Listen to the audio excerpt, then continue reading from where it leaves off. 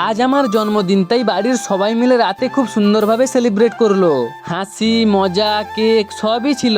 কিন্তু জানো, এই হাসির মাঝেও একটা অদ্ভুত অনুভূতি কাজ করছিল। সবাই যখন বলছিল হ্যাপি বার্থডে, তখন মনে হচ্ছিল আর একটা বছর চলে গেল। ভালো লাগছিল এটা ভেবে যে আমার নিজের মানুষগুলো আমার সাথে আছে।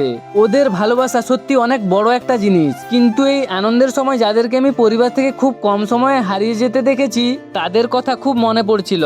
এদিকে খারাপও লাগছিল এটা ভেবে জীবনে এখনো তেমন কিছু করে উঠতে পারলাম না। অনেক স্বপ্ন আছে, কিন্তু সেগুলো এখনো শুধু ভাবনাতেই রয়ে গেছে। মাঝে মাঝে মনে হয় আমি কি ঠিক পথে এগোচ্ছি, না শুধু সময়টাই চলে যাচ্ছে। তবুও একটা জিনিস বুঝেছি, জীবনটা কম্পারিজন না, একটা জার্নি। আজ না পারলে কাল, কাল না পারলে একদিন ঠিক পারবো। কারণ যারা আমার পাশে আছে তাদের জন্য, নিজের জন্য আমাকে চেষ্টা করতেই হবে। হ্যাঁ, মুখে হয়তো হাসি দেখতে পাচ্ছ, কিন্তু মনের মধ্যে আমার এইসব কথাই চলছিল। সবশেষে হ্যাপি বার্থডে টু মি।